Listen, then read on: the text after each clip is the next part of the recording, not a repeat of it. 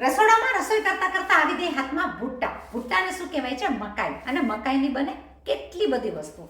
તો આજે વિચાર થઈ ગયો કે મકાઈનું બનાવી નાખીએ મસ્ત મજાના પકોડા, જેને કહી શકીએ ગુજરાતીમાં ભજીયા. તો ચાલો બનાવીએ મકાઈના ભજીયા. સ્વાદિષ્ટ. નાખશું એમાં લીલાછમ મરચા અને જુઓ આગળ આપણે શું નાખીને બનાવીએ છીએ? મકાઈના ભજીયા. જ્યારે મકાઈના ભજીયા બનાવતા હશું ત્યારે આપણે એને કાઢી નાખશું પહેલા ઉપરના બધા છોતરા. આ વસ્તુ કરતા કરતા ઓસ્ટ્રેલિયાની વાત તો કરવી જ રહી, કારણ કે ઓસ્ટ્રેલિયાની અંદર આ મકાઈ મળવી બહુ સહેલી છે. બહુ મોટા પ્રમાણમાં મકાઈ થતી હોય છે અને હોય છે $1 એટલે કે 50 રૂપિયાની. આપણે મકાઈને કાઢી નાખશું ચાકા વડે, અને ચાકા વડે કાઢવાથી આખા મકાઈના દાણા આપણને જે જોઈએ છે એ પ્રમાણે મળી જશે.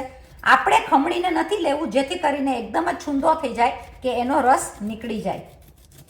ક્રન્ચી મોઢામાં આવતા મકાઈ બહુ જ સરસ લાગશે. તો આપણે લઈ લેશું આ બધી મકાઈના આ પ્રમાણે દાણા કાઢીને. દાણા કાઢતી વખતે ભાઈ ઉડશે તો ખરા. આ મકાઈ ખાવામાં બહુ જ મીઠી હોય છે અને ખાવામાં લાગે એકદમ જ સ્વાદિષ્ટ. આપણે મકાઈની ઘણી રેસીપી નાખેલી છે, જેમાં છે sweet corn of the cops છે, મકાઈનું શાક છે, ગ્રેવીવાળું સૂકું શાક કેન્યા સ્ટાઇલ, જે નાન સાથે ખાવાની આવે બહુ જ મજા. તો આપણી મકાઈ તો જે પ્રમાણમાં તમને જોઈએ એ પ્રમાણે તમે લઈ શકો. મકાઈની અંદર લઈ લેશું લીલાછમ મરચા, જે આપણને માર્કેટમાંથી બહુ સરસ મરચા મળી ગયા છે. તો તમારા ઘરમાં જે પ્રમાણે ખવાય એ પ્રમાણે તમે તીખું લઈ શકો. મેં લઈ લીધા છે લીલા મરચા. ચલો ભાઈ, આપણે આપણા કુંડી ધોકો લઈને આવી ગયા. ચાલુ કરશું કૂટવાનું કામ. એમાં હું લઈ લઈશ 2 ટેબલસ્પૂન જેટલા સિંગદાણા. આ મારી પાસે રોસ્ટેડ સિંગદાણા છે, જેના ફોતરા ઉડાડેલા છે. રોસ્ટેડ સિંગદાણા આની અંદર નાખવાથી સ્વાદ બહુ જ સરસ લાગશે, ક્રન્ચીનેસ આવશે. આપણે એ વાત સાથે સિંગદાણાને કૂટી નાખશું આખા પાકા. આપણા કૂટેલા સિંગદાણામાંથી હું લઈ લઈશ 1 થી 2 ટેબલસ્પૂન સિંગદાણાનો ભૂકો. તમને કેવા ક્રન્ચીનેસ ઉપર જોઈએ એ પ્રમાણે તમે લઈ શકો. ચલો ભાઈ, એ જ કુંડી ધોકાની અંદર આપણે કૂટી નાખશું આપણા લીલાછમ મરચા. આ ભજીયા આપણે બનાવશું લસણ ડુંગળી વગરના. તો લસણ ડુંગળી વગરમાં મરચાનું પેસ્ટ એકદમ સરસ રીતના જશે. લઈ લેશું મરચાને કૂટીને. આપણા આખા પાકા મરચામાંથી હું લઈ લઈશ 1 ટેબલસ્પૂન જેટલા મરચા, જેથી કરીને મોઢામાં પણ આવે તો સ્વાદ આવે એકદમ જ સરસ. મસાલામાંથી આપણે લઈ લઈશું આપણો બધો મસાલો. હું લઈ લઈશ માપ પ્રમાણે મીઠું, અડધી ચમચી જેટલું મરચાની ભૂકી, ફ્લેવર લાવવા માટે ધાણા જીરું પાવડર અડધી ચમચી, હળદર લઈ લેશું અડધી ચમચી, 5 ચમચી જેટલા લઈ લેશું તલ, 5 ચમચી લઈ લેશું ગરમ મસાલો, થોડું એવું નાખી દેશું આમચૂર પાવડર. આમચૂર પાવડર ન હોય તો તમે લીંબુનો રસ પણ નાખી શકો. લઈ લેશું 1 ટેબલસ્પૂન જેટલું કોપરું. બધા મસાલાની અંદર સ્વાદ એકદમ જ સરસ આવશે, કારણ કે કોપરું પણ છે, સિંગદાણા પણ છે, મરચા પણ છે, નથી ઈ આદુ અને લસણ. આપણે આ મસાલાને બધાને કરી નાખશું મિક્સ. મોઇસ્ચર તો ભાઈ થોડું ઉતરશે. જે મકાઈનું મોઇસ્ચર નીકળશે એને આપણે રહેવા દેશું 2 મિનિટ માટે રેસ્ટ કરવા. આ મસાલો તમે જોઈ શકો, એમને પણ જોઈને મન થઈ જાય ખાવાનું, કારણ કે લાગે એકદમ સ્વાદિષ્ટ. જ્યાં સુધી આપણો મકાઈનો મસાલો રેસ્ટ કરે છે ત્યાં સુધીમાં આપણે લઈ લીધી છે પાલક. આની આપણે બનાવી નાખશું લીલીછમ ચટણી. સાચી વાત છે, પાલક તમે ડાળખા સાથે પણ લઈ શકો, એની ચટણી પણ બહુ જ સરસ થાય. લીલો કલર આવશે પાલકથી ચટણીની અંદર. એવું છે ને ભાઈ, કોઈ ફેરે એવું પણ થઈ શકે કે ધાણા બહુ મોંઘા છે, તો તમે પાલક નાખીને પણ ચટણી બનાવો, બહુ જ સરસ મજાની પાલક અને ધાણાની ચટણી થશે. આપણે લઈ લીધા છે ધાણા ડાળખા સાથે. લઈ લેશું એની અંદર જોઈતા પ્રમાણમાં લીલું મરચું. ભાઈ ભજીયા છે, ભજીયા સાથે લીલી ચટણી ના હોય તો ના ચાલે. થિકનેસ વધારવા માટે આપણો કૂટેલો સિંગદાણાનો ભૂકો. લઈ લેશું 1 ટેબલસ્પૂન જેટલું ટોપરું. સ્વાદ વધારવા માટે લઈ લેશું થોડી એવી ખાંડ, ઓપ્શનલ છે. લઈ લેશું માપથી મીઠું. લઈ લેશું થોડું એવું આખું જીરું. ભાઈ આપણે આદુ નથી નાખ્યું, કારણ કે આપણી આ રેસીપીમાં આદુ અને લસણ વગરની રેસીપી છે. આની અંદર લઈ લેશું 2 ટેબલસ્પૂન પાણી અને કરી નાખશું લીલીછમ ચટણી. ફટાફટ લીલીછમ થતી ચટણી એકદમ જ સરસ થઈ ગઈ છે પાલક અને દાણાની. ચટણીને લઈ લેશું બાઉલની અંદર. છે ને એકદમ સરસ લીલીછમ ચટણી. લઈ લેશું થોડા એવા ધાણા મસાલાની અંદર. મકાઈના મસાલાની અંદર બાઇન્ડિંગ કરવા માટે મેં લઈ લીધું છે 1 ટેબલસ્પૂન જેટલો ચણાનો લોટ. ચણાના લોટ સાથે આપણે લઈ લેશું ચોખાનો લોટ, જેથી કરીને એનું બાઇન્ડિંગ એકદમ જ સરસ આવશે અને ભજીયા લાગશે એકદમ ક્રિસ્પી. તો આપણે આ બધી વસ્તુને મિક્સ કરી નાખશું,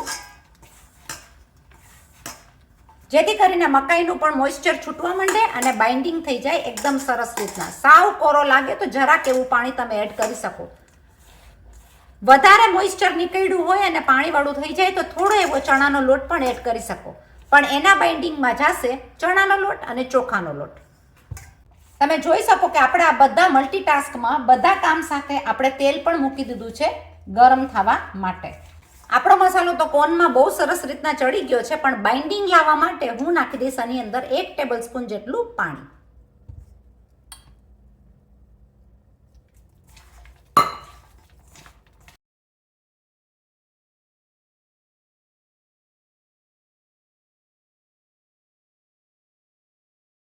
આ માપ આપણે જે નાખેલું છે એકદમ જ બરાબર છે. આપણું 1 ટેબલસ્પૂન પાણીમાં એનું બાઇન્ડિંગ બહુ સરસ આવી ગયું. આપણા પકોડા કે ભજીયા એકદમ જ સરસ રીતના ઉતરશે, દાણા છૂટા પડશે નહીં. ચાલો કરીએ ભજીયાની તૈયારી. તમને જે શેપમાં જોતા હોય એ શેપમાં તમે આ ભજીયા બનાવી શકો. કોનના ભજીયા બહુ જ સરસ લાગે, દાણા છૂટા પડતા નથી, એટલે કે આપણું બાઇન્ડિંગ છે એકદમ પરફેક્ટ. છૂટા પડે નહીં ને દાણા નીકળી ના જાય એની માટે સેજ સેજ આપણે દબાવીને પ્રેસ કરીને આ પ્રમાણે કરશું મકાઈના ભજીયા.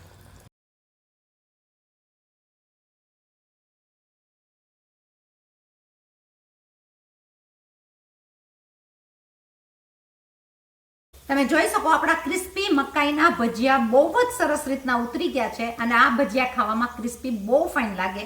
મકાઈના દાણા છૂટા થયેલા હોય એ પણ ખાવાની મજા ઓર જ આવશે. લઈ લેશું એને આપણી ડીશની અંદર.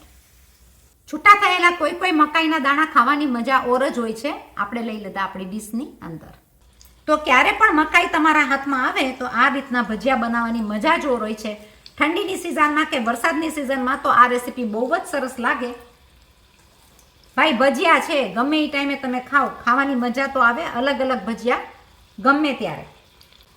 ભજીયા ઉતારતા એક વસ્તુ તો કહેવાની કે અમારી ચેનલને જો હજી સુધી તમે સબસ્ક્રાઇબ ન કરી હોય તો સબસ્ક્રાઇબ કરજો, શેર કરજો, લાઇક કરજો. કયા કયા દેશમાંથી કઈ જગ્યાએથી તમે જુઓ છો એની માટેની કોમેન્ટ કરજો. અલગ અલગ રેસિપીઝ તમને અમારી ચેનલમાં બહુ જોવા મળશે જે રિલેટેડ છે કેન્યાને પણ.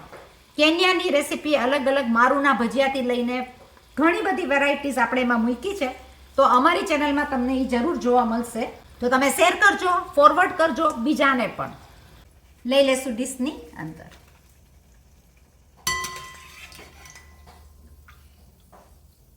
કોન ભજીયા અને ચટણીનું કોમ્બિનેશન એકદમ જ સરસ જશે.